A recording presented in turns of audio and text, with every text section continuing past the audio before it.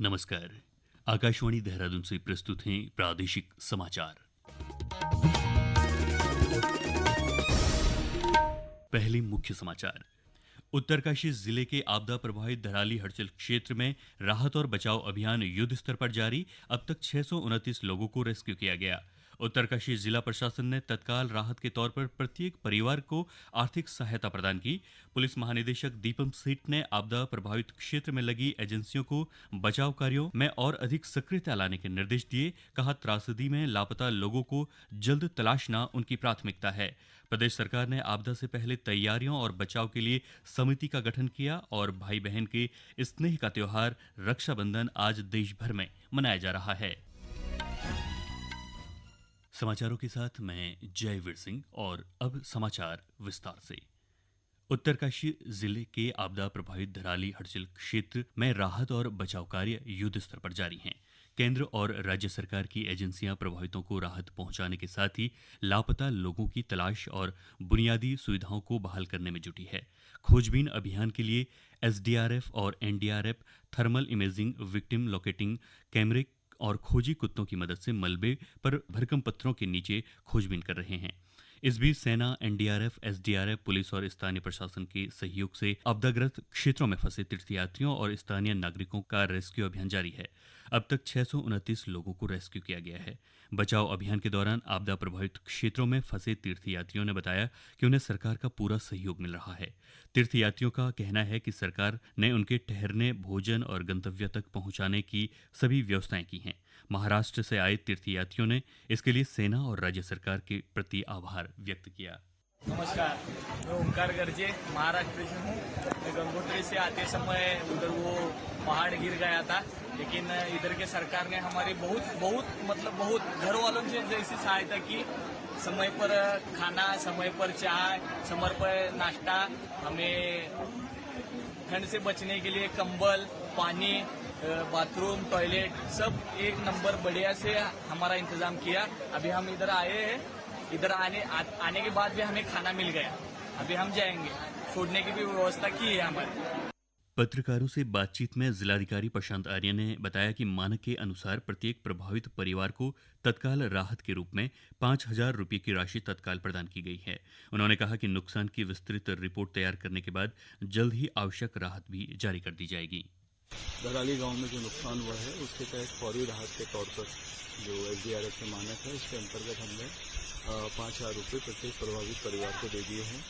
अब ये तुरंत फौरी राहत के तौर पर दिए गए हैं, ये तत्काल देना होता है आपदा के दृष्टिगत। और क्योंकि बड़ी आपदा है तो इसमें खेत, खलिहान, बागवानी, कृषि, घर, व्यवसाय, इन सब का डिटेल आज हमारी टीम ने, रेवेन्यू की टीम ने बैठ के बनाया है। लोगों के साथ बात करके वो हम डिटेल में जो राहत मिलती है इसको हम तैयार कर रहे हैं आंकड़ा, और जल्दी ही 2-3 दिन के अंतर्गत जल्दी ही इस राहत को भी हम शीघ्र जो प्रभावित परिवार हैं उनको दे देंगे।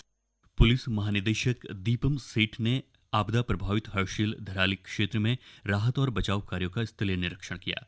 इस दौरान उन्होंने बचाव कार्य में लगी पुलिस, एसडीआरएफ, अग्निशमन और अन्य आपदा एजेंसियों को बचाव कार्यों में और अधिक सक्रियता लाने के निर्देश दिए।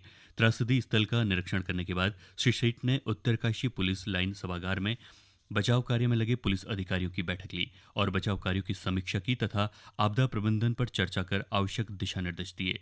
पुलिस महानिदेशक ने कहा कि त्रासदी में लापता लोगों को जल्द से जल्द तलाशना उनकी प्राथमिकता है।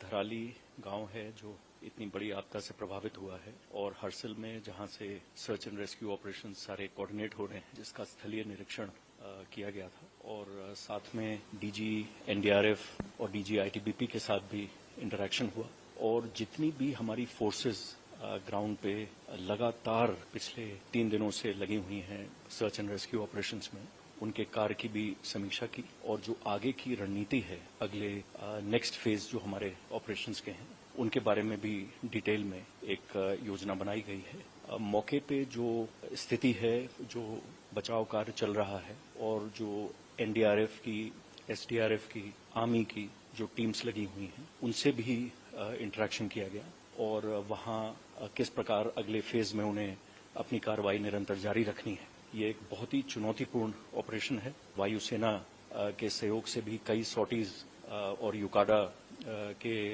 चॉपर्स के माध्यम से मी-17 और चिनूक की भी कई सॉर्टीज हुई। कई बहुत ही आवश्यक मटेरियल्स और सप्लाईज वो भी ट्रांसपोर्ट हो गए हैं ग्राउंड जीरो तक। पुलिस महानिदेशक ने धराली आपदा को लेकर सोशल मीडिया पर भ्रामक जानकारी फैलाने वालों के खिलाफ सख्त कार्रवाई करने के भी निर्देश दिए। ये समाचार आकाशवाणी के देहरादून केंद्र से प्रसारित किए जा रहे हैं। धराली में आई प्राकृतिक आपदा के बाद स्वास्थ्य विभाग की टीमें तेजी से राहत और चिकित्सा सेवा कार्य में जुट गई हैं। प्रभावितों को प्राथमिक उपचार से लेकर विशेषज्ञ चिकित्सा सहायता तक हर संभव सुविधा प्रदान की जा रही है। विभाग की टीमें धराली से लेकर गंगोत्री और चिलियानीसौड़ तक हर जगह तैनात हैं और बिना रुके राहत कार्यों में लगी हुई हैं। स्वास्थ्य सचिव डॉक्टर आर राजेश कुमार ने बताया कि सभी प्रभावित क्षेत्रों में विशेषज्ञ डॉक्टर, एम्बुलेंस और दवाएं उपलब्ध कराई गई हैं। प्रत्येक रेस्क्यू यात्री की स्वास्थ्य जांच की जा रही है और आवश्यक उपचार तत्काल दिया जा रहा है। आपदा राहत कार्यों को सुचारू रूप से संचालित करने के लिए स्वास्थ्य विभाग ने प्रत्येक क्षेत्र में आवश्यक स्वास्थ्य संसाधनों की समुचित व्यवस्था की है। राज्य नोडल अधिकारी डॉक्टर विमलेश जोशी ने बताया कि आपदा राहत कार्यों के लिए विभिन्न स्थानों पर विशेषज्ञ डॉक्टरों की टीमें तैनात की गई हैं। उत्तरकाशी के धराली हर्षिल की आपदा के बाद सरकार अब आपदा से पहले बचाव की तैयारियों पर फोकस बढ़ाएगी। आईटी के सचिव नीतीश झा ने इसके लिए वैज्ञानिकों की समिति गठित की है, जिसमें IIRS, इसरो, वाडिया, मौसम विज्ञान केंद्र समेत कई संस्थानों के वैज्ञानिकों को शामिल किया गया है। उत्तराखंड अंतरिक्ष उपयोग केंद्र के महानिदेशक प्रोफेसर दुर्गेश पंत को समिति का अध्यक्ष बनाया गया है। समिति 1 सप्ताह में अपनी रिपोर्ट देगी। उधर धराली में आई आपदा को लेकर वाडिया संस्थान ने अध्ययन शुरू कर दिया है और सैटेलाइट इमेज के माध्यम से आपदा के कारणों को जानने का प्रयास किया जा रहा है। भाई बहन के स्नेह का त्योहार रक्षाबंधन आज देश भर में मनाया जा रहा है। इस दिन बहनें भाई की कलाई पर राखी बांधती हैं और उनकी दीर्घायु की कामना करती हैं। राजधानी देहरादून सहित प्रदेश के विभिन्न जिलों में बाजारों में रक्षाबंधन को लेकर रौनक बनी हुई है। मिठाई और राखियों की दुकानों पर खरीदारी के लिए लोगों की भीड़ जुटी हुई है। ज्योतिषियों के मुताबिक इस बार राखी पर भद्रा का साया नहीं रहेगा और यह दुर्लभ संयोग कई वर्षों के बाद बन रहा है। राज्यपाल गुरमीत सिंह और मुख्यमंत्री पुष्कर सिंह धामी ने प्रदेशवासियों को रक्षाबंधन की बधाई व शुभकामनाएं दी हैं। मुख्यमंत्री ने कहा कि रक्षाबंधन का पावन पर्व भाई बहन के आपसी स्नेह, विश्वास और कर्तव्य का प्रतीक है। उन्होंने कहा कि हमारी समृद्ध सांस्कृतिक परंपराओं से जुड़े इस पर्व का ऐतिहासिक महत्व भी है। मुख्यमंत्री ने कहा कि रक्षाबंधन का पर्व सामाजिक सद्भाव के साथ ही महिलाओं के प्रति आदर और सुरक्षा की भावना को भी सुदृढ़ बनाता है। उन्होंने कहा कि महिलाओं के सशक्तिकरण के प्रति सरकार का प्रयास निरंतर जारी है। मुख्यमंत्री ने कहा कि रक्षाबंधन के अवसर पर प्रदेश की महिलाओं को उत्तराखंड परिवहन निगम की बसों में निःशुल्क यात्रा सुविधा भी प्रदान की गई है। और अब एक नजर आज के समाचार पत्रों की सुर्खियों पर। नेता प्रतिपक्ष राहुल गांधी के चुनाव आयोग पर लगाए गए आरोपों को सभी समाचार पत्रों ने सचित्र प्रमुखता से प्रकाशित किया है। दैनिक जागरण लिखता है, राहुल गांधी को आयोग की चुनौती, शपथ पत्र दें या देश से माफी मांगें। इस खबर पर राष्ट्रीय सहारा का शीर्षक है, आरोप सही तो घोषणा पत्र पर करें हस्ताक्षर। उत्तरकाशी जिले के धराली में आई आपदा पर अमर उजाला का शीर्षक है, अत्याधुनिक मशीनों से जिंदगी की तलाश। हिंदुस्तान समाचार पत्र ने शीर्षक दिया है, धराली में बधी जीवन की डोर, बिजली, पानी और संचार शुरू। दैनिक जागरण लिखता है, प्रतिकूल मौसम के बीच धराली क्षेत्र में 275 लोगों को निकाला गया। अंत में मुख्य समाचार एक बार फिर। उत्तरकाशी जिले के आपदा प्रभावित धराली हर्षिल क्षेत्र में राहत और बचाव अभियान युद्ध स्तर पर जारी। अब तक 629 लोगों को रेस्क्यू किया गया।